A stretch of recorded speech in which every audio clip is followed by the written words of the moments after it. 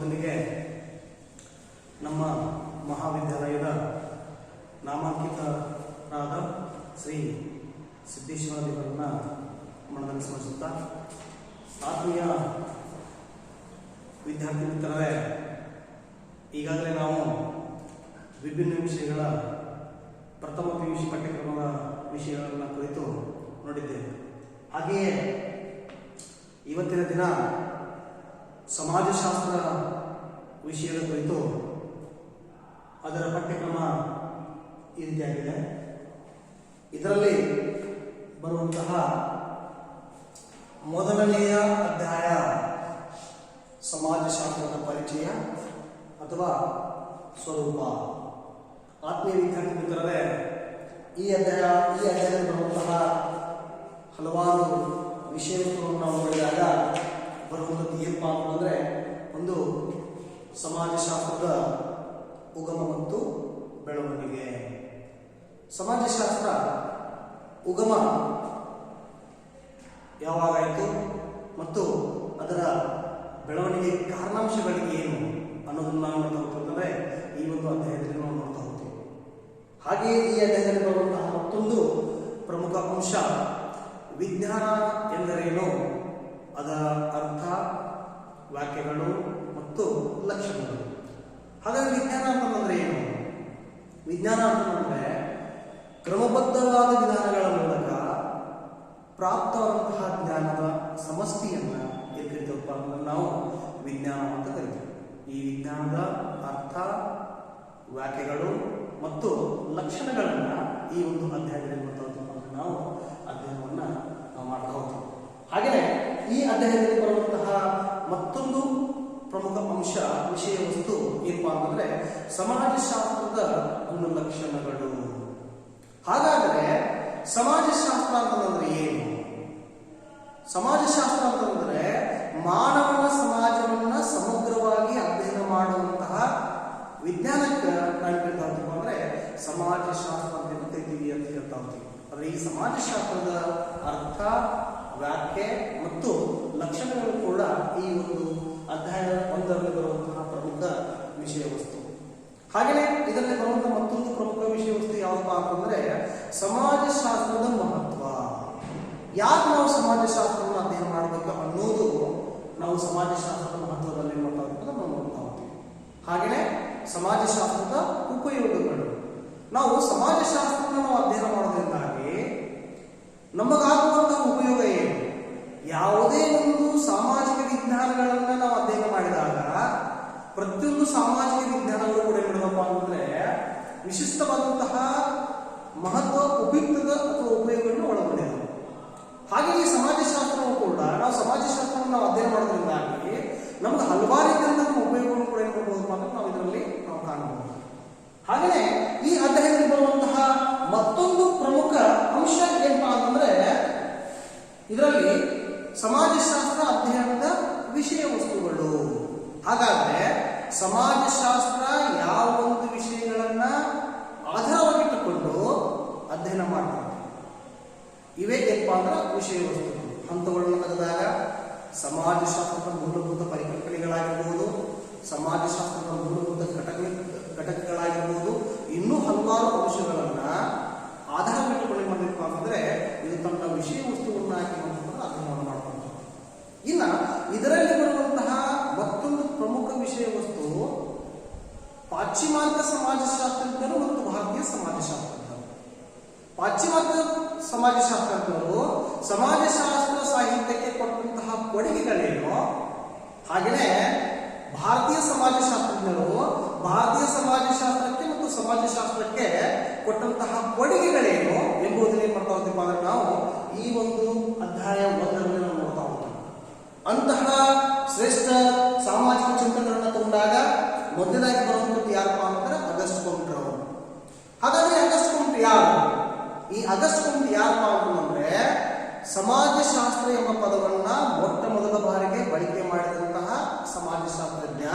ಹೀಗಾಗಿ ನಾವು ಇವರೇನು ಕರಿತಾ ಹೋಗ್ತಪ್ಪ ಅಂತಂದ್ರೆ ಸಮಾಜಶಾಸ್ತ್ರದ ಪಿತಾಮಹ ಅಂತ ಹೇಳ್ತೀವಿ, ಅಗಸ್ಟ್ ಕಂಟ್ ಅವರನ್ನ ಕರಿತೀವಿ. ಇನ್ನ ಎರಡನೇದಾಗಿ ಬರುವಂತಹ ಪಾಶ್ಚಿಮಾತ್ಯ ಚಿಂತಕರು ಯಾರಪ್ಪ ಅಂತಂದ್ರೆ ಹರ್ಬರ್ಟ್ ಹರ್ಬರ್ಟ್ ಸ್ಪೆನ್ಸರ್ ಅವರನ್ನ ನಾವು ಕರ್ಕೊಂಡಪ್ಪ ಅಂದ್ರೆ ಸಮಾಜಶಾಸ್ತ್ರದ ದ್ವಿತೀಯ ಸ್ಥಾಪಕ ಅಂತ ಕರಿತೀವಿ. ಅಂದ್ರೆ ಆಗಸ್ಟ್ ಕುಂಟ್ ಅವರು ಸಮಾಜಶಾಸ್ತ್ರವನ್ನ ಯಾವ ಒಂದು ಸೈದ್ಧಾಂತಿಕ ನೆಲೆಯ ಮೇಲೆ ಅಧ್ಯಯನ ಮಾಡಿದ್ದನ್ನು ನಿಲ್ಲಿಸುವಂತ ಪ್ರಯತ್ನ ಪಟ್ಟರೋ ಅಂತದನ್ನ ಮಾಡಿ ತೋರಿಸಿದಂತಹ ಕೀರ್ತಿ ಯಾರಿಗೆ ಸಿಗ್ತಪ್ಪ ಅಂತಂದ್ರೆ ಈ ಹರ್ಬರ್ಟ್ ಸ್ಪೆನ್ಸರ್ ಆಗಿರ್ತಕ್ಕಂಥ ಸಂತತಿ ಅಂತ ಹೇಳ್ತಾ ಹೋಗ್ತೀವಿ. ಹೀಗಾಗಿ ನಾವು ಇವರನ್ನ ಏನ್ ಕರಿತಾ ಹೋಗ್ತೀವಿ ಅಂದ್ರೆ ಸಮಾಜಶಾಸ್ತ್ರದ ದ್ವಿತೀಯ ಸ್ಥಾಪಕ ಅಂತ ನಾವು ಮಾಡ್ತಾ ಹೋಗ್ತೀವಿ. ಈ ಹರ್ಬರ್ಟ್ ಸ್ಪೆನ್ಸರ್ ಅವರನ್ನ ಕರಿತಾ ಹೋಗ್ತೀವಿ. ಅವ್ರ ಅಷ್ಟ ಅಂತಂದ್ರೆ ಇನ್ನೊಬ್ಬರ ತಗೊಂಡಾಗ ಇಮಾಲ್ಡ್ ಹರ್ಕೀಮ್ ನೋಡಿ, ಇವರು ಶ್ರೇಷ್ಠ ಸಮಾಜಶಾಸ್ತ್ರಜ್ಞರಲ್ಲಿ ಅತ್ಯಂತ ಶ್ರೇಷ್ಠ ಸಮಾಜಶಾಸ್ತ್ರಜ್ಞರು. ಇವರು ಸಮಾಜಶಾಸ್ತ್ರ ಸಾಹಿತ್ಯಕ್ಕೆ ಆತ್ಮಹತ್ಯೆ ಸಿದ್ಧಾಂತವನ್ನ ಅಧ್ಯಯನ ಮಾಡಿ ಆತ್ಮಹತ್ಯೆ ಸಿದ್ಧಾಂತವನ್ನು ಸಮಾಜಶಾಸ್ತ್ರಕ್ಕೆ ಪರಿಚಯಿಸಿದ್ದಾರೆ. ಹಾಗೆಯೇ ಇನ್ನೋರ್ವ ಪಾಶ್ಚಿಮಾತ್ಯ ಸಮಾಜಶಾಸ್ತ್ರಜ್ಞ ತಗೊಂಡಾಗ ಕಾರ್ಲ್ ಮಾರ್ಕ್ಸ್ ನೋಡಿ. ಈ ಕಾರ್ಲ್ ಮಾರ್ಕ್ಸ್ ಅನ್ನೋರು ಏನಪ್ಪ ಅಂತಂದ್ರೆ ವರ್ಗ ಸಂಘರ್ಷದ ಪಿತಾಮಹ ಅಂತ ನಾವು ಕರಿತೀವಿ. ಎಂದಿಗೂ ಕೂಡ ಕಾರ್ಲ್ ಮಾರ್ಕ್ಸ್ ಅವರು ನಾನೊಬ್ಬ ಸಮಾಜಶಾಸ್ತ್ರಜ್ಞ ಅಂತ ಏನ್ ಮಾಡಿಲ್ಲಪ್ಪ ಅಂದ್ರೆ ಎಲ್ಲಿಯೂ ಕೂಡ ಹೇಳ್ಕೊಂಡಿಲ್ಲ, ಎಲ್ಲಿಯೂ ಕೂಡ ತಮ್ಮ ಲೇಖನಗಳಲ್ಲಿ ವ್ಯಕ್ತಪಡಿಸಿಲ್ಲ. ಆದರೆ ಕಾರ್ಲ್ ಮಾರ್ಕ್ಸ್ ಅವರು ಅಧ್ಯಯನ ಕೈಗೊಂಡಂತಹ ಎಲ್ಲ ಅಧ್ಯಯನದ ವಿಷಯ ವಸ್ತುಗಳು ಸಮಾಜಶಾಸ್ತ್ರ ಅಧ್ಯಯನಕ್ಕಿಂತ ಒಳಪಡ್ತಾವ. ಹೀಗಾಗಿ ನಾವು ಯೋಚನೆ ಮಾಡ್ತಾ ಹೋಗ್ತೀವಿ ಅಂದ್ರೆ ನಾವು ಕಾರ್ಲ್ ಮಾರ್ಕ್ಸ್ ಅವರನ್ನ ಸಮಾಜಶಾಸ್ತ್ರದಿಂದ ನಾವು ಗುರುತಿಸ್ತಾ ಹೋಗ್ತೀವಿ. ಇನ್ನ ಇದರಲ್ಲಿ ಬರುವಂತಹ ಕೊನೆಯದಾಗಿ ಪಾಶ್ಚಿಮಾತ್ಯ ಸಮಾಜಶಾಸ್ತ್ರದಿಂದ ಯಾರಪ್ಪ ಅಂತಂದ್ರೆ ಮ್ಯಾಕ್ಸ್ ವೆಬರ್ ಅವರು. ಮ್ಯಾಕ್ಸ್ ವೆಬರ್ ಅವರು ಸಮಾಜಶಾಸ್ತ್ರ ಸಾಹಿತ್ಯಕ್ಕೆ ತಮ್ಮದೇ ಆದಂತಹ ಒಂದು ಕೊಡುಗೆಯನ್ನು ನೀಡಿದಾರ. ಇಂದ ನಾವು ಮ್ಯಾಕ್ಸ್ ವೆಬರ್ ಏನ್ ಕರಿತಾ ಹೋಗ್ತಪ್ಪ ಅಂತಂದ್ರೆ ಆಧುನಿಕ ಸಮಾಜಶಾಸ್ತ್ರದ ಪಿತಾಮಹ ಅಂತ ನಾವು ಯಾರು ಕರಿತಾ ಹೋಗ್ತಪ್ಪ ಅಂದ್ರೆ ಮ್ಯಾಕ್ಸ್ ವೆಬರ್ ಅವರನ್ನು ನಾವು ಗುರುತಿಸ್ತಾ ಹೋಗ್ತೀವಿ. ಇನ್ನು ಹಾಗೆಯೇ ಇದರಲ್ಲಿ ಬರುವಂತಹ ಭಾರತೀಯ ಸಮಾಜಶಾಸ್ತ್ರಜ್ಞರು ನೋಡ್ರಿ, ಇದರಲ್ಲಿ ಬರುವಂತಹ ಭಾರತೀಯ ಸಮಾಜಶಾಸ್ತ್ರಜ್ಞರು ಈಗಾಗಲೇ ನಾವು ನೋಡ್ಕೊಂಡ್ವಿ ಅಂದ್ರೆ ಪಾಶ್ಚಿಮಾತ್ಯ ಸಮಾಜಶಾಸ್ತ್ರಜ್ಞರನ್ನು ನೋಡ್ಕೊಂಡ್ವಿ. ಆಗಸ್ಟ್ ಕುಂಟ್ ಇರಲಿ, ಹರ್ಬರ್ಟ್ ಸ್ಪೆನ್ಸರ್ ಇರ್ಬೋದು, ಇಮಾಲ್ಡ್ ಹರ್ಕೀಮ್ ಇರ್ಬೋದು, ಕಾರ್ಲ್ ಮಾರ್ಕ್ಸ್ ಇರ್ಬೋದು, ಮ್ಯಾಕ್ಸ್ ವೆಬರ್ ಇರ್ಬೋದು, ನಾವು ನೋಡ್ಕೊಂಡ್ವಿ ಅಂದ್ರೆ ಇನ್ನೂ ಮುಂತಾದ ಪಾಶ್ಚಿಮಾತ್ಯ ಸಮಾಜಶಾಸ್ತ್ರಜ್ಞರನ್ನ ಕಾಣ್ತಾ ಹೋಗ್ತೀವಿ. ಇವರಲ್ಲಿ ಪ್ರಮುಖವಾಗಿ 5 ಜನ ಏನಪ್ಪಾ ಅಂದ್ರೆ ಈ ಸಮಾಜಶಾಸ್ತ್ರಜ್ಞರು.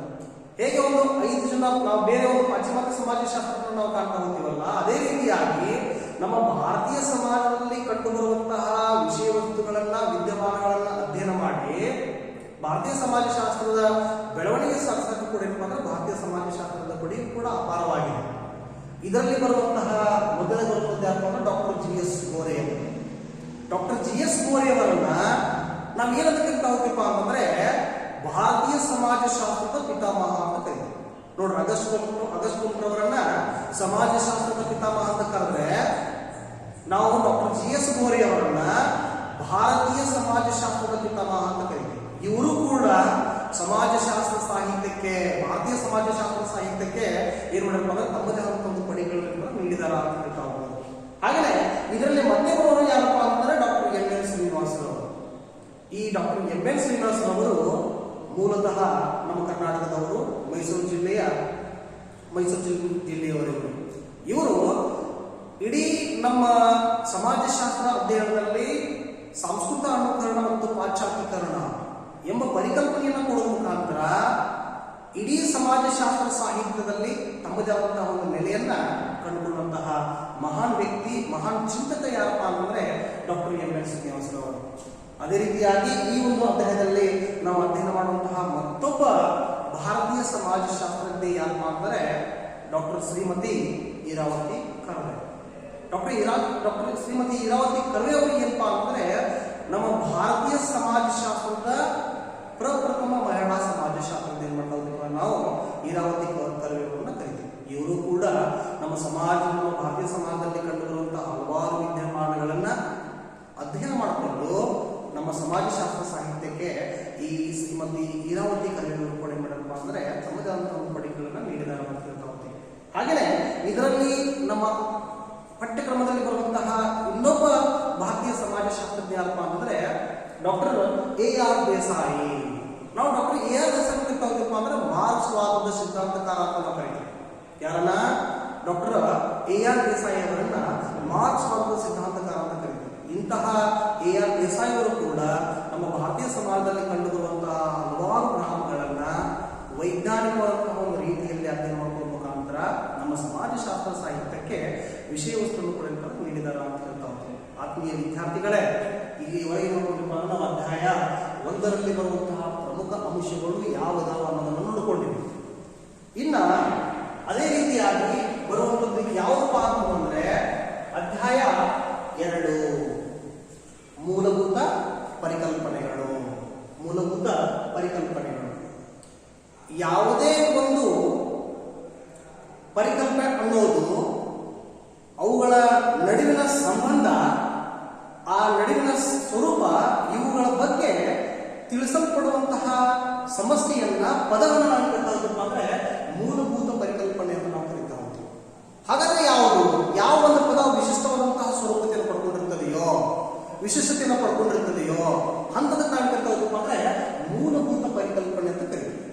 ಹಾಗಾದ್ರೆ ಏನು ಇದರಲ್ಲಿ ಬರುವಂತಹ ಮೂಲಭೂತ ಪರಿಕಲ್ಪನೆಗಳು ಬರುವಂತದ್ದು ಯಾವಪ್ಪ ಅಂದ್ರೆ ಒಂದು ಸಮಾಜ. ಹಾಗಾದ್ರೆ ಸಮಾಜ ಅನ್ನೋದಂದ್ರೆ ಏನು? ಸಾಮಾಜಿಕ ಸಂಬಂಧಗಳ ಬಲೆಯನ್ನ ನಾನು ಕರಿತಾ ಹೋಗ್ತೀವಿ ಅಂದ್ರೆ ಸಮಾಜ ಅಂತ ಕರೀತೀವಿ. ಸಾಮಾಜಿಕ ಸಂಬಂಧಗಳ ಬಲೆ ಅಂದ್ರೆ ನಮ್ಮ ಸುತ್ತಮುತ್ತಲಿರುವಂತಹ ಪ್ರತಿಯೊಬ್ಬ ಮಾನವನು ತನ್ನದೇ ಆದಂತಹ ಸಾಮಾಜಿಕ ಸಂಬಂಧಗಳನ್ನ ಕಟ್ಕೊಂಡಿರ್ತಾರ. ಅಂತಹ ಸಂಬಂಧಕ್ಕೆ ಅದಕ್ಕೆ ಕರಿತಾ ಹೋಗ್ತೀವಿ ಅಂದ್ರೆ ನಾವು ಸಮಾಜ ಅಂತ ಕರಿತೀವಿ ಅಂತ ಹೇಳ್ತಾ ಹೋಗ್ತೀವಿ. ಇಂತಹ ಮೂಲಭೂತ ಪರಿಕಲ್ಪನೆಗಳಲ್ಲಿ ಈ ಸಮಾಜವು ಕೂಡ ಒಂದಾಗಿದ್ದು, ಇದು ಇದರ ಅರ್ಥ, ವ್ಯಾಖ್ಯೆ ಮತ್ತು ಲಕ್ಷಣಗಳನ್ನ ಹಾಗೂ ಪ್ರಕಾರಗಳನ್ನು ಕೂಡ ನೋಡ್ತಾ ನಾವು ಅಧ್ಯಾಯ 2ರಲ್ಲಿ ಅಧ್ಯಯನ ಮಾಡ್ಕೊಳ್ತಾ ಹೋಗ್ತೀವಿ. ಇನ್ನು ಹಾಗೆ ಮತ್ತೆ ಬರುವಂಥದ್ದು ಯಾವುದು? ಸಮುದಾಯ. ಹಾಗಾದ್ರೆ ಸಮುದಾಯ ಅಂತಂದ್ರೆ ಏನು? ನಾವು ಮತ್ತು ನಮ್ಮವರು ಎಂಬ ಮನೋಭಾವನೆಯೊಂದಿಗೆ ನಿರ್ದಿಷ್ಟವಾದ ಭೂಪ್ರದೇಶದಲ್ಲಿ ವಾಸವಾಗಿರುವಂತಹ ಜನಸಮೂಹಕ್ಕೆ ಏನ್ ಕರಿತಾ ಹೋಗ್ತೀವಿ ಅಂದ್ರೆ ನಾವು ಸಮುದಾಯ ಅಂತ ಕೂಡ ಕರಿತೀವಿ. ನೋಡ್ರಿ ಆತ್ಮೀಯ ವಿದ್ಯಾರ್ಥಿಗಳೇ, ಈ ಸಮುದಾಯದ ಅರ್ಥ, ವ್ಯಾಖ್ಯೆ ಮತ್ತು ಲಕ್ಷಣಗಳು, ಇದರ ಮೂಲಾಂಶಗಳು ಕೂಡ ನೋಡಿದ್ವಿ ಅಂದ್ರೆ ಇದು ಒಳಗೊಂಡೈತಿ ಅಂತ ಹೇಳ್ತಾ ಹೋಗ್ಬೋದು. ಹಾಗೆಯೇ ಇನ್ನೊಂದು ಯಾವುದು? ಸಂಘ. ಯಾವುದೇ ಒಂದು ನಿರ್ದಿಷ್ಟ ಜನಸಮೂಹ ನಿರ್ದಿಷ್ಟ ಗುರಿ ಅಥವಾ ಬೇಡಿಕೆಯನ್ನ ಅಥವಾ ಬೇಡಿಕೆಗಳ ಸರಣಿಯನ್ನ ಈಡೇರಿಸಿಕೊಳ್ಳಲು ಒಟ್ಟುಗೂಡಿದ ಜನಸಮೂಹಕ್ಕೆ ನಾವು ಕರಿತಾ ಹೋಗ್ತೀವಿ ಅಂದರೆ ಸಂಘ ಅಂತ ಕರೀತೀವಿ. ಯಾವುದೇ ಒಂದು ನಿರ್ದಿಷ್ಟ ಗುರಿ ಇರಬಹುದು ಅಥವಾ ಬೇಡಿಕೆ ಇರಬಹುದು, ಅವುಗಳನ್ನ ಪೂರೈಸಿಕೊಳ್ಳಲು ಇಬ್ಬರು ಅಥವಾ ಇಬ್ಬರಿಗಿಂತ ಹೆಚ್ಚಿನ ಜನರು ಒಟ್ಟುಗೂಡಿದಂತಹ ಒಂದು ವ್ಯವಸ್ಥೆಗೆ, ಜನಸಮೂಹಕ್ಕೆ ಏನ್ ಕರಿತಾ ಹೋಗ್ತೀವಿ ಅಂದ್ರೆ ನಾವು ಸಂಘ ಅಂತ ನಾವು ಕರೀತೀವಿ. ಇದರಲ್ಲಿ ಕೂಡ ಸಂಘದ ಅರ್ಥ, ಸಂಘದ ವ್ಯಾಖ್ಯೆಗಳು, ಸಂಘದ ಲಕ್ಷಣಗಳು ಮತ್ತು ಸಂಘದ ಪ್ರಕಾರಗಳನ್ನ ಈ ಒಂದು ಅಧ್ಯಯನ ಮಾಡ್ತಾ ನಾವು ಅಧ್ಯಯನ ಮಾಡ್ತೀವಿ. ಹಾಗೆಯೇ ಅಧ್ಯಾಯ 2ರಲ್ಲಿ ಬರುವಂತಹ 4ನೆಯ ಮೂಲಭೂತ ಪರಿಕಲ್ಪನೆ ಯಾವುದಪ್ಪ ಅಂತಂದ್ರೆ ಸಾಮಾಜಿಕ ಸಂಸ್ಥೆಗಳು. ಆತ್ಮೀಯ ವಿದ್ಯಾರ್ಥಿಗಳೇ, ಯಾವುದೇ ಒಂದು ಸಮಾಜ ಸುವ್ಯವಸ್ಥಿತವಾಗಿ ಮುಂದೆ ನಡಿಬೇಕಾದ್ರೆ ಸಾಮಾಜಿಕ ಸಂಸ್ಥೆಗಳ ಪಾತ್ರ ಅತ್ಯಂತ ಗಣನೀಯವಾದದ್ದು. ಇವುಗಳಿಲ್ಲ ಅಂತಂದ್ರೆ ಯಾವುದೇ ಸಮಾಜ ನಿರ್ದಿಷ್ಟವಾದಂತಹ ಸ್ವರೂಪತೆಯನ್ನು ಪಡ್ಕೊಳ್ಳಕ್ಕೆ ನಾವೇನಪ್ಪ ಅಂತಂದ್ರೆ ಸಾಧ್ಯ ಆಗೋಂಗಿಲ್ಲ. ಅಷ್ಟೇ ಅಲ್ಲದೆ ಯಾವುದೇ ಸಮಾಜವು ಕೂಡ ಸುದೀರ್ಘ ಕಾಲ ಬಾಳಿ ಬದುಕಕ್ಕೆ ಕೂಡ ಏನಂತಂದ್ರೆ ಸಾಧ್ಯ ಆಗೋಂಗಿಲ್ಲ. ಹೀಗಾಗಿ ಸಾಮಾಜಿಕ ಸಂಸ್ಥೆಗಳು ಕೂಡ ಏನಾಗಿದವಪ್ಪ ಅಂತಂದ್ರೆ ಸಮಾಜಶಾಸ್ತ್ರ ಅಧ್ಯಯನದ ಮೂಲಭೂತ ಪರಿಕಲ್ಪನೆಗಳಲ್ಲಿ ಇದು ಕೂಡ ಒಂದಾಗಿದೆ. ಹಾಗಾದ್ರೆ ಸಂಸ್ಥೆ ಅಂತಂದ್ರೆ ಏನು? ಕಾರ್ಯವೊಂದರ ಸುತ್ತ ರಚಿಸಲ್ಪಟ್ಟ ಮತ್ತು ನಿರ್ದಿಷ್ಟ ನಿಯಮಗಳನ್ನು ಒಳಗೊಂಡಿರುವಂತಹ ಒಂದು ವ್ಯವಸ್ಥೆ ಏನ್ ಕರಿತಾರಪ್ಪ ಅಂದ್ರೆ ನಾವು ಸಂಸ್ಥೆಗಳು ಅಂತ ಕರೀತೀವಿ. ಕಾರ್ಯವೊಂದರ ಸುತ್ತ ರಚಿಸಲ್ಪಟ್ಟಂತಹ ಮತ್ತು ಪರಸ್ಪರ ಪೂರಕವಾದಂತಹ ನಿಯಮಗಳನ್ನ ನಾವು ಸಂಸ್ಥೆಗಳನ್ನು ಕರಿತೀವಿ ಅಂತ ಹೇಳ್ತಾ ಹೋಗ್ತೀವಿ. ಇಂತಹ ಸಂಸ್ಥೆಯು ಕೂಡ ತನ್ನದಾದಂತಹ ಅರ್ಥವನ್ನ, ವ್ಯಾಖ್ಯೆಯನ್ನ ಮತ್ತು ಲಕ್ಷಣಗಳನ್ನ ಹಾಗೂ ಹಲವಾರು ರೀತಿಯಂತಹ ಪ್ರಕಾರಗಳನ್ನು ಪಡೆದುಕೊಂಡಿದ್ದ ಅಂತಂದ್ರೆ ಈ ಸಂಸ್ಥೆ ಅನ್ನೋದೆಂಬುದು ಒಳಗೊಂಡಿದೆ ಅಂತ ಹೇಳ್ತಾ ಹೋಗ್ತೀವಿ. ಹಾಗೆ ಇದರಲ್ಲಿ ಬರುವಂತಹ ಮತ್ತೊಂದು ಪರಿಕಲ್ಪನೆ ಯಾವುದಪ್ಪ ಅಂತಂದ್ರೆ ಸಾಮಾಜಿಕ ಸಮೂಹಗಳು. ಸಾಮಾಜಿಕ ಸಮೂಹಗಳು ನೋಡಿ, ಇಲ್ಲಿ ನಿರ್ದಿಷ್ಟವಾದ ಸಾಮಾಜಿಕ ಅಂತರ್ಕ್ರಿಯೆಯಲ್ಲಿ ತೊಡಗಿರುವ ಇಬ್ಬರು ಅಥವಾ ಇಬ್ಬರಿಗಿಂತ ಹೆಚ್ಚು ಜನಸಮೂಹಗಳನ್ನ ನಾವು ಸಾಮಾಜಿಕ ಸಮೂಹಗಳು ಅಂತ ಕರೀತೀವಿ. ಇಲ್ಲಿ ಸಾಮಾಜಿಕ ಅಂತರ್ಕ್ರಿಯೆ ಅನ್ನೋದು ಏನು? ಕೊಡುವ ಮತ್ತು ತೆಗೆದುಕೊಳ್ಳುವ ಅಥವಾ ಕ್ರಿಯೆಗೆ ಪ್ರತಿಕ್ರಿಯೆಯನ್ನು ಪಡೆದುಕೊಳ್ಳುವ ವ್ಯವಸ್ಥಿತವಾದ ಸಾಮಾಜಿಕ ಅಂತರ್ಕ್ರಿಯೆಯಲ್ಲಿ ನಿರತರಾದ ಇಬ್ಬರು ಅಥವಾ ಇಬ್ಬರಿಗಿಂತ ಹೆಚ್ಚು ಜನಸಮೂಹಗಳನ್ನು ಏನಿರ್ತಾವೆ ನಾವು ಸಾಮಾಜಿಕ ಸಮೂಹಗಳನ್ನು ಕರೀತೀವಿ. ಈ ಸಾಮಾಜಿಕ ಸಮೂಹದಲ್ಲಿ ನಾವು ಇದರ ಅರ್ಥ, ವ್ಯಾಖ್ಯೆಗಳು, ಲಕ್ಷಣಗಳು ಹಾಗೆ ಇದರ ಹಲವಾರು ಪ್ರಕಾರಗಳನ್ನು ಕೂಡ ಏನ್ ಮಾಡ್ತಾ ಹೋಗ್ತೀವಿ ಅಂದ್ರೆ ನಾವು ಈ ಒಂದು ಅಧ್ಯಾಯದಲ್ಲಿ ನೋಡ್ತಾ ಹೋಗ್ತೀವಿ. ಇನ್ನ ಅಧ್ಯಾಯ 2ರಲ್ಲಿ ಬರುವಂತಹ ಮೂಲಭೂತ ಪರಿಕಲ್ಪನೆಗಳಲ್ಲಿ ಕೊನೆಯದಾಗಿ ಬರುವಂತದ್ದು ಯಾವಪ್ಪ ಅಂತಂದ್ರೆ ಸಾಮಾಜಿಕ ನಿಯಂತ್ರಣ. ನೋಡಿ, ಇಲ್ಲಿ ಆತ್ಮೀಯ ವಿದ್ಯಾರ್ಥಿ ಮಿತ್ರರೇ, ಈ ಸಾಮಾಜಿಕ ನಿಯಂತ್ರಣ ಅನ್ನುವುದು ಸಮಾಜದಲ್ಲಿ ಇರೋದ್ರಿಂದಾಗಿ ಸಮಾಜ ಸುವ್ಯವಸ್ಥಿತವಾಗಿ ನಡೀತಕ್ಕಂಥ ಕಾರಣಗಳಾಗ್ತಾವ. ಅಂತಹ ಸಾಮಾಜಿಕ ನಿಯಂತ್ರಣವನ್ನು ನಾವು ಹಲವಾರು ರೀತಿಯಿಂದ ನೋಡ್ತಾ ಹೋಗ್ತೀವಿ. ನಾವು ಪ್ರಮುಖವಾಗಿ 2 ಪ್ರಕಾರಗಳಲ್ಲಿ ಕಾಣ್ತಾ ಹೋಗ್ತೀವಿ. ಒಂದು ಅನೌಪಚಾರಿಕ ಸಾಮಾಜಿಕ ನಿಯಂತ್ರಣ, ಇನ್ನೊಂದು ಔಪಚಾರಿಕ ಸಾಮಾಜಿಕ ನಿಯಂತ್ರಣವನ್ನು ಕಾಣ್ತಾ ಹೋಗ್ತೀವಿ. ಹಾಗಾದ್ರೆ ಸಾಮಾಜಿಕ ನಿಯಂತ್ರಣ ಅಂತಂದ್ರೆ ಏನು? ಮಾನವನ ವರ್ತನೆಗಳನ್ನ ನಿಯಂತ್ರಿಸಲು ಬಳಸಲ್ಪಡುವ ಸಾಧನಗಳನ್ನ ನಾವೇನಂತ ಅಂದ್ರೆ ಸಾಮಾಜಿಕ ನಿಯಂತ್ರಣ ಅಂತ ಕರೀತೀವಿ. ಯಾವುದೇ ಮಾನವನ ಸಮಾಜದ ವರ್ತನೆಗಳನ್ನ, ಮಾನವ ವರ್ತನೆಗಳನ್ನ ನಿಯಂತ್ರಿಸಲ್ಪಡುವಂತಹ ಸಾಧನಗಳೇ ಯಾವಪ್ಪ ಅಂದ್ರೆ ಈ ಸಾಮಾಜಿಕ ನಿಯಂತ್ರಣ ಅಂತ ನಾವು ಗುರುತಿಸ್ತಾ ಹೋಗ್ತೀವಿ. ಹಾಗೆಯೇ ಅಧ್ಯಾಯ 3 ಸಾಮಾಜಿಕ ಪ್ರಕ್ರಿಯೆಗಳು. ಇದರಲ್ಲಿ ಮೊದಲನೇ ಬರುವಂತದ್ದು ಯಾವಪ್ಪ ಅಂತಂದ್ರೆ ಸಹಕಾರ. ಯಾವುದೇ ಒಂದು ನಿರ್ದಿಷ್ಟ ಗುರಿ ಅಥವಾ ಉದ್ದೇಶವನ್ನ ಪೂರೈಸಿಕೊಳ್ಳಲು ಇಬ್ಬರು ಅಥವಾ ಇಬ್ಬರಿಗಿಂತ ಹೆಚ್ಚು ಜನರು ಕೂಡಿಕೊಂಡು ಕೆಲಸ ಮಾಡುವುದಕ್ಕೆ ನಾವು ಇದರಲ್ಲಿ ಸಹಕಾರ ಅಂತ ಕರೀತೀವಿ. ಯಾವುದೋ ಒಂದು ನಿರ್ದಿಷ್ಟ ಗುರಿ ಇರಬಹುದು, ಉದ್ದೇಶ ಇರಬಹುದು, ಇವುಗಳನ್ನ ಪೂರೈಕೆ ಮಾಡಿಕೊಳ್ಳಲು, ಈಡೇರಿಸಿಕೊಳ್ಳಲು ಇಬ್ಬರು ಅಥವಾ ಇಬ್ಬರಿಗಿಂತ ಹೆಚ್ಚು ಜನರು ಕೂಡಿಕೊಂಡು ಕೆಲಸ ಮಾಡುವುದಕ್ಕೆ ನಾವು ಸಹಕಾರ ಅಂತ ಕರೀತೀವಿ.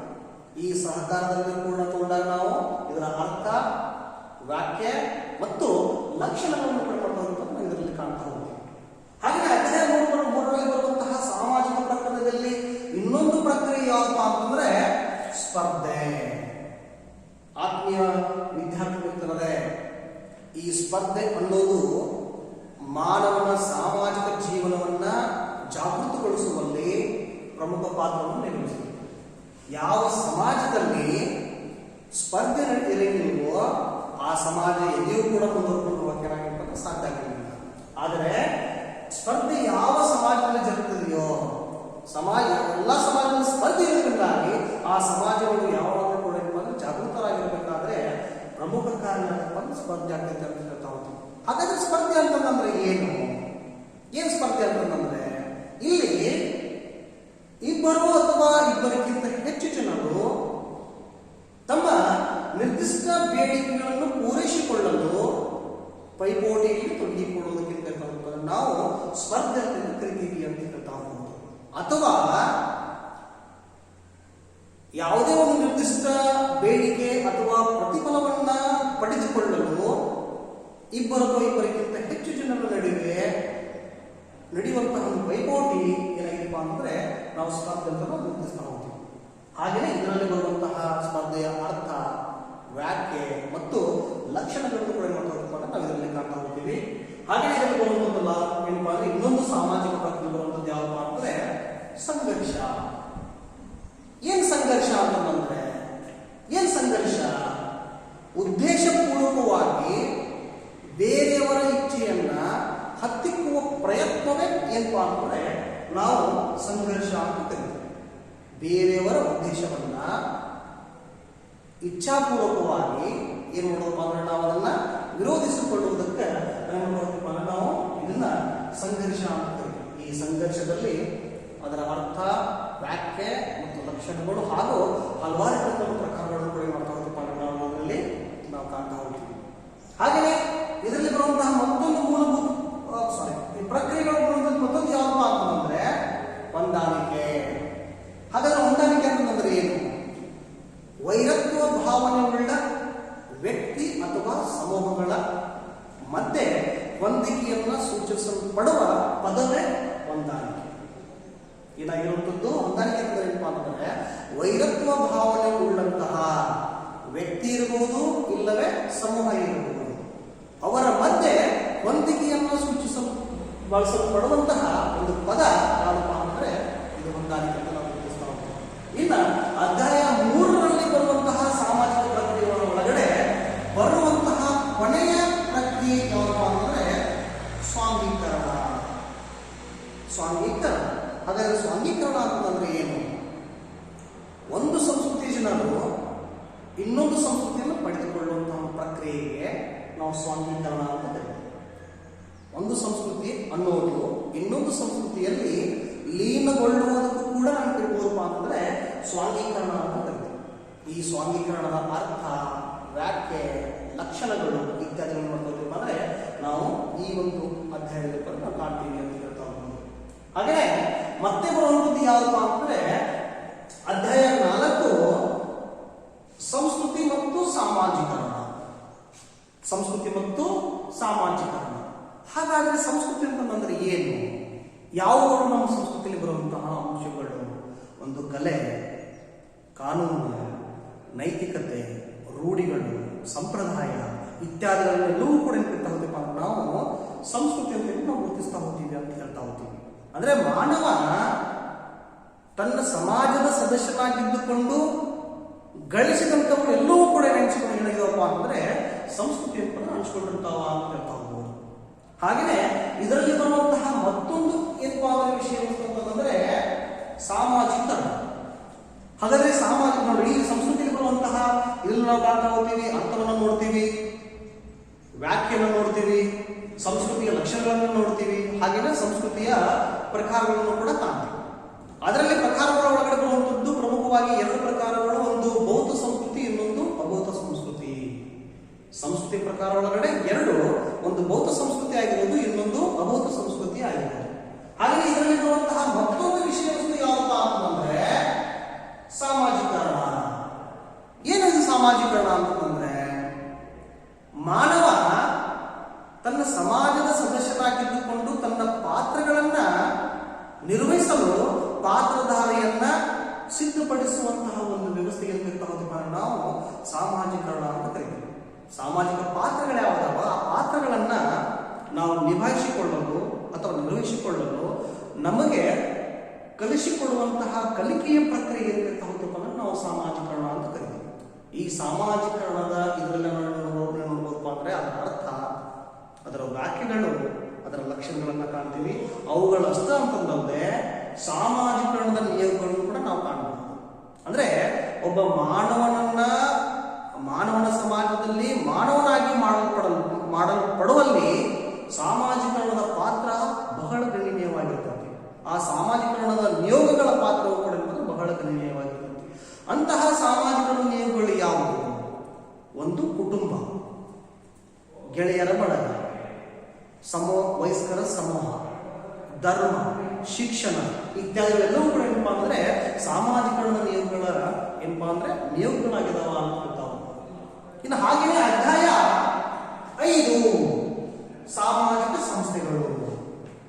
ಈಗಾಗಲೇ ನಾನು ನಿಮಗೆ ಹೇಳಿರುವಂತೆ ಸಾಮಾಜಿಕ ಸಂಸ್ಥೆಗಳ ಪಾತ್ರ ಸಮಾಜದಲ್ಲಿ ಅತ್ಯಂತ ಮಹತ್ವಪೂರ್ಣವಾದಂಥದ್ದು ಅಂತ ಹೇಳ್ತಾ ಹೋಗ್ತೀವಿ. ಯಾಕಂತಂದ್ರೆ ಅಂತಹ ಒಂದು ಸಂಸ್ಥೆಗಳನ್ನು ತಗೊಂಡಾಗ ಒಂದು ವಿವಾಹ, ಕುಟುಂಬ, ಧರ್ಮ ಮತ್ತು ಶಿಕ್ಷಣ. ಹಾಗಾದ್ರೆ ವಿವಾಹ ಅಂತಂದ್ರೆ ಏನು? ವಿವಾಹ ಅಂತಂದ್ರೆ ಏನು? ನಾವು ಇದನ್ನು ನೋಡ್ತಾ ಹೋದ್ರೆ ಇಲ್ಲೇನಾಗಿಪ್ಪ ಅಂತಂದ್ರೆ ಸಂತತಿಯ ಜನನದ ನಂತರವೂ ಗಂಡು ಮತ್ತು ಹೆಣ್ಣಿನ ನಡುವಿನ ದೀರ್ಘವಾದಂತಹ ಒಂದು ಸಂಬಂಧವೇ ಏನಪ್ಪಾ ಅಂದ್ರೆ ನಾವು ವಿವಾಹ ಅಂತ ನಾವು ಕರಿತೀವಿ. ವಿವಾಹ ಅಂತ ಇದನ್ನು ಗುರುತಿಸ್ತಾ ಹೋಗ್ತೀವಿ. ಇದರಲ್ಲಿ ಅರ್ಥ, ವಿವಾಹದ ವ್ಯಾಖ್ಯೆಗಳು, ವಿವಾಹದ ಲಕ್ಷಣಗಳು ಮತ್ತೆ ವಿವಾಹದ ಪ್ರಕಾರಗಳನ್ನು ಕೂಡ ನಾವು ಏನು ಮಾಡ್ತಾ ಹೋಗ್ತೀವಿ ಅಂದ್ರೆ 2-3 ರೀತಿಯಿಂದ ನಾವು ಕಾಣ್ತಾ ಹೋಗ್ತೀವಿ ಅಂತ ಹೇಳ್ತಾ ಹೋಗ್ತೀವಿ. ಇನ್ನ ಮತ್ತೊಂದು ಬರುವಂತಹ ಸಾಮಾಜಿಕ ಸಂಸ್ಥೆಗಳಲ್ಲಿ ಮತ್ತೊಂದು ಬರುವಂತಹ ಸಂಸ್ಥೆ ಯಾವಪ್ಪ ಅಂದ್ರೆ ಕುಟುಂಬ. ಹಾಗಾದ್ರೆ ಕುಟುಂಬ ಅಂತಂದ್ರೆ ಏನು? ಕುಟುಂಬ ಅಂತಂದ್ರೆ ಒಂದು ನಿರ್ದಿಷ್ಟ ಸಮೂಹದಲ್ಲಿ ತಂದೆ, ತಾಯಿ, ಮಕ್ಕಳು, ಮೊಮ್ಮಕ್ಕಳು, ಅಜ್ಜ, ಅಜ್ಜಿ ಒಳಗೊಂಡಂತಹ ಒಂದು ವ್ಯವಸ್ಥೆಯನ್ನ ಏನ್ ಕರಿಬಹುದು ನಾವು ಕುಟುಂಬ ಅಂತ ಕರಿತೀವಿ. ಅಥವಾ ಇನ್ನೊಂದು ರೀತಿ ನಾವು ಹೇಳ್ತಾ ಹೋದರೆ ಸಂತತಿ ಸಹಿತವಾಗಿ, ಸಂತತಿ ರಹಿತವಾಗಿ ಗಂಡ ಮತ್ತು ಹೆಂಡತಿ ವಾಸವಾಗಿರುವಂತಹ ನಿರ್ದಿಷ್ಟ ಜನಸಮೂಹಕ್ಕೆ ಇರುವುದಪ್ಪ ಅಂದ್ರೆ ನಾವು ಕುಟುಂಬ ಅಂತ ಕೂಡ ಕರೀತೀವಿ. ಈ ಕುಟುಂಬದ ಅರ್ಥ, ಅದರ ಲಕ್ಷಣಗಳು ಮತ್ತೆ ಅದರ ಪ್ರಕಾರಗಳು ಕೂಡ ಮಾಡ್ತಾ ಹೋಗ್ತೀವಿ ನಾವು ಇಲ್ಲಿ ಕಾಣ್ತಾ ಹೋಗ್ತೀವಿ. ಈ ಕುಟುಂಬದಲ್ಲಿ ಬರುವಂತಹ ಎರಡು ಕುಟುಂಬದ ಪ್ರಕಾರವನ್ನು ನಾವು ಕಾಣಬಹುದು. ಒಂದು ಅವಿಭಕ್ತ ಕುಟುಂಬ, ಇನ್ನೊಂದು ವಿಭಕ್ತ ಕುಟುಂಬ. ಇನ್ನು ಹಾಗೆಯೇ ಮತ್ತೆ ಬರುವಂತದ್ದು ಅಂದ್ರೆ ಧರ್ಮ. ಈ ಧರ್ಮದ ಪಾತ್ರವು ಕೂಡ ಯಾವುದೇ ಒಂದು ಸಮಾಜ ಅನ್ನೋದು ದೀರ್ಘಕಾಲವಾಗಿ ಬಾಳಿ ಬದುಕಬೇಕಾದ್ರೆ ಈ ಧರ್ಮದ ಪ್ರಭಾವ ಕೂಡ ಏನಪ್ಪಾ ಅಂದ್ರೆ ಅಷ್ಟೇ ಒಂದು ಮಹತ್ವಪೂರ್ಣತೆಯನ್ನು ಪಡ್ಕೊಂಡಿರ್ತೈತಿ ಅಂತ ಹೇಳ್ತಾ ಹೋಗ್ತೀವಿ. ಹಾಗಾದ್ರೆ ಧರ್ಮ ಅಂತಂದ್ರೆ ಏನ್ ಧರ್ಮ ಅಂತಂದ್ರೆ ಇದನ್ನು ನೋಡಿದಾಗ ಪ್ರತ್ಯೇಕವಾಗಿರಿಸಿದ ಮತ್ತು ನಿಷೇಧಿಸಲ್ಪಡುವ, ಪ್ರತ್ಯೇಕವಾಗಿರಿಸಿದ ಮತ್ತು ನಿಷೇಧಿಸಲ್ಪಡುವ ಪವಿತ್ರ ವಸ್ತುಗಳಿಗೆ ಸಂಬಂಧಿಸಿದಂತಹ ಮಾನವನ ನಂಬಿಕೆಗಳು ಮತ್ತು ಆಚರಣೆಗಳ ಒಟ್ಟು ವ್ಯವಸ್ಥೆಯನ್ನ ನಾವು ಹೇಳ್ತಾ ಹೋಗ್ಬೇಕು ಅಂದ್ರೆ ಧರ್ಮ ಅಂತ ಕರೀತೀವಿ. ಈ ಧರ್ಮದ ಅರ್ಥ, ವ್ಯಾಖ್ಯೆಗಳು, ಲಕ್ಷಣಗಳು ಮತ್ತೆ ಇದರ ಧರ್ಮದ ಮೂಲಾಂಶಗಳನ್ನ ಏನ್ ಮಾಡ್ತಾ ಹೋಗ್ತೀವಿ ಅಂದ್ರೆ ನಾವು ಕಾಣ್ತಾ ಹೋಗ್ತೀವಿ ಅಂತ ಹೇಳ್ತಾ ಹೋಗ್ತೀವಿ. ಹಾಗೆಯೇ ಅಧ್ಯಾಯ 5ರಲ್ಲಿ ಬರುವಂತಹ ಕೊನೆಯ ಸಾಮಾಜಿಕ ಸಂಸ್ಥೆ ಯಾವುದಪ್ಪ ಅಂತಂದ್ರೆ ಶಿಕ್ಷಣ. ಯಾವುದೇ ಒಂದು ಸಮಾಜ ಪ್ರಗತಿಯ ಪಥದ ಕಡೆಗೆ ಸಾಗಬೇಕಾದ್ರೆ ಶಿಕ್ಷಣದ ಪಾತ್ರ ಗಣನೀಯವಾದಂಥದ್ದು. ಹೀಗಾಗಿ ಸಾಮಾಜಿಕ ಸಂಸ್ಥೆಗಳಲ್ಲಿ ಯಾವ ಬರಬೇಕು ಅಂದ್ರೆ ಇನ್ನೊಂದು ಶಿಕ್ಷಣ. ಹಾಗಾದ್ರೆ ಶಿಕ್ಷಣ ಅಂತಂದ್ರೆ ಏನು? ಯುವ ಪೀಳಿಗೆಯನ್ನ ಸಾಮಾಜಿಕರಣಗೊಳಿಸುವ ಮೂಲಕ ನಿರಂತರ ಪ್ರಕ್ರಿಯೆಯಾಗಿ, ಅಂದ್ರೆ ಮಾನವನಲ್ಲಿ ಆಲೋಚನೆಗಳನ್ನ, ಭಾವನೆಗಳನ್ನ, ಕ್ರಿಯೆಗಳನ್ನ ಬೆಳೆಸುವಂತಹ ವ್ಯವಸ್ಥೆಯೇ ಏನಪ್ಪಾ ಅಂತಂದ್ರೆ ನಾವು ಶಿಕ್ಷಣ ಅಂತ ಕರಿತೀವಿ. ಈ ಶಿಕ್ಷಣದ ಅರ್ಥ, ವ್ಯಾಖ್ಯೆ ಮತ್ತು ಅದರ ಕಾರ್ಯಗಳನ್ನು ಕೂಡ ಮಾಡ್ತಾ ಹೋಗ್ಬೋದು ನಾವು ಇದರಲ್ಲಿ ನಾವು ಕಾಣ್ತಾ ಹೋಗ್ತೀವಿ ಅಂತ ಹೇಳ್ತಾ ಹೋಗ್ಬೋದು. ಇನ್ನ ಕೊನೆಯದಾಗಿ ಬರುವಂತಹ ಅಧ್ಯಾಯ 6 ಸಾಮಾಜಿಕ ಪರಿವರ್ತನೆ. ಯಾವುದೇ ಒಂದು ಸಮಾಜವನ್ನು ತಗೊಂಡಾಗ ಆ ಸಮಾಜ ದೀರ್ಘಕಾಲವಾಗಿ ಸ್ಥಿರವಾಗಿ ಉಳಿಯಕ್ಕೆ ಅಂದ್ರೆ ಸಾಧ್ಯನ ಆಗಲಿಲ್ಲ. ಯಾವುದೇ ಸಮಾಜವನ್ನು ತಗೊಂಡ್ರೆ ಆ ಸಮಾಜ ಒಂದಿಲ್ಲ ಒಂದು ಕಾರಣಾಂಶಗಳಿಂದ ಅದು ಬದಲಾವಣೆಗೆ ಒಳಪಡ್ತದೆ. ಹೀಗಾಗಿ ಸಾಮಾಜಿಕ ಪರಿವರ್ತನೆಯನ್ನು ನಾವು ಸಮಾಜದಲ್ಲಿ ನಾವು ಕಾಣ್ತಾ ಹೋಗ್ಬೋದು. ಹಾಗಾದ್ರೆ ಸಾಮಾಜಿಕ ಪರಿವರ್ತನೆ ಅಂತಂದ್ರೆ ಏನು ನಾವು ಹಲವಾರು ನಾವು ಕಾಣಬಹುದು. ಏನಪ್ಪಾ ಅಂತಂದ್ರೆ ಮಾನವನ ಸಂಬಂಧದಲ್ಲಾಗುವಂತಹ ಒಂದು ಬದಲಾವಣೆಗಳನ್ನ ನಾವು ಸಾಮಾಜಿಕ ಪರಿವರ್ತನೆ ಅಂತ ಕೂಡ ಕರೀಬಹುದು. ಮಾನವನ ಸಾಮಾಜಿಕ ಸಂಬಂಧದಲ್ಲಾಗುವಂತಹ ಒಂದು ಬದಲಾವಣೆಗಳೇನಿದಾವಲ್ಲ ಅವುಗಳನ್ನು ಕೂಡ ನಾವು ಸಾಮಾಜಿಕ ಪರಿವರ್ತನೆ ಅಂತ ನಾವು ಗುರುತಿಸ್ತಾ ಹೋಗ್ತೀವಿ. ಈ ಸಾಮಾಜಿಕ ಪರಿವರ್ತನೆಯ ಅರ್ಥ, ವ್ಯಾಖ್ಯೆ ಮತ್ತು ಲಕ್ಷಣಗಳನ್ನು ಕೂಡ ನಾವು ಕಾಣ್ತಾ ಹೋಗ್ತೀವಿ. ಹಾಗೆಯೇ ಈ ಅಧ್ಯಾಯ 6ರಲ್ಲಿ ಬರುವಂತಹ ಕೊನೆಯ ಪ್ರಮುಖ ಅಂಶ ಏನಪ್ಪಾ ಅಂತಂದ್ರೆ ಸಾಮಾಜಿಕ ಪರಿವರ್ತನೆಗೆ ಪ್ರಮುಖ ಕಾರಣಾಂಶಗಳು ಯಾವುವು. ಇದರಲ್ಲಿ ನಾವು ಹಲವಾರು ಒಂದು ಕಾರಣಾಂಶಗಳನ್ನ ತಗೋತೀವಿ. ಇದರಲ್ಲಿ ಹಲವಾರು ಕಾರಣಾಂಶಗಳನ್ನ ಕಾಣ್ತೀವಿ. ಅಂದ್ರೆ ಸಮಾಜ ಪರಿವರ್ತನೆಗೆ ಒಳಪಡಬೇಕಾದ್ರೆ ಹಲವಾರು ಅಂಶಗಳನ್ನು ಕೂಡ ಮಾಡಬಹುದು ಅಂದ್ರೆ ನಾವು ಕಾಣಬಹುದು. ಹಾಗಾದ್ರೆ ಯಾವ ಅಂಶಗಳು? ಒಂದು ನೈಸರ್ಗಿಕ ಅಥವಾ ಭೌತಿಕ ಅಂಶಗಳು. ನೈಸರ್ಗಿಕ ಅಥವಾ ಭೌತಿಕ ಅಂಶಗಳು ಅಂತವುಗಳು ಯಾವ? ನೈಸರ್ಗಿಕ ಅಂಶಗಳನ್ನು ತಗೊಂಡಾಗ ಚಂಡಮಾರುತ, ಬಿರುಗಾಳಿ, ಅತಿವೃಷ್ಟಿ, ಅನಾವೃಷ್ಟಿ, ಪ್ರವಾಹಗಳು ಇತ್ಯಾದಿಗಳೆಲ್ಲವೂ ಕೂಡ ನೋಡೋದಪ್ಪ ನಾವು ನೈಸರ್ಗಿಕ ಅಂಶಗಳನ್ನು ಕರೀತೀವಿ. ಇವು ಯಾವಾಗ ಸಮಾಜದಲ್ಲಿ ಸಂಭವಿಸ್ತಾವೋ ಅವಾಗ ಮಾನವನ ಸಮಾಜದಲ್ಲಿ ಹಲವಾರು ಬದಲಾವಣೆ ಉಂಟಾಗುವುದನ್ನು ಕೂಡ ಕಾರಣ ಆಗ್ತದೆ. ಇನ್ನು ಹಾಗೆಯೇ ಈ ಸಾಮಾಜಿಕ ಪರಿವರ್ತನೆಯ ಎರಡನೆಯ ಪ್ರಮುಖ ಅಂಶವನ್ನು ತಗೊಂಡಾಗ ಬರುವುದು ಯಾವಪ್ಪ ಅಂದ್ರೆ ಜೈವಿಕ ಅಂಶಗಳು. ಅಂದ್ರೆ ಮಾನವನ ಸಮಾಜದಲ್ಲಿ ಆಗುವಂತಹ ಒಂದು ಕೆಲವೊಂದು ಬದಲಾವಣೆಗಳು, ಜೈವಿಕ ಅಂಶಗಳು ಮಾನವ ಸಮಾಜದಲ್ಲಿ ಬದಲಾವಣೆ ತರ್ತಾವ ಅಂತ ಹೇಳ್ತಾವ. ಹಂತಗಳು ಯಾವುವು? ಒಂದು ಜನಸಂಖ್ಯೆ ಗಾತ್ರ.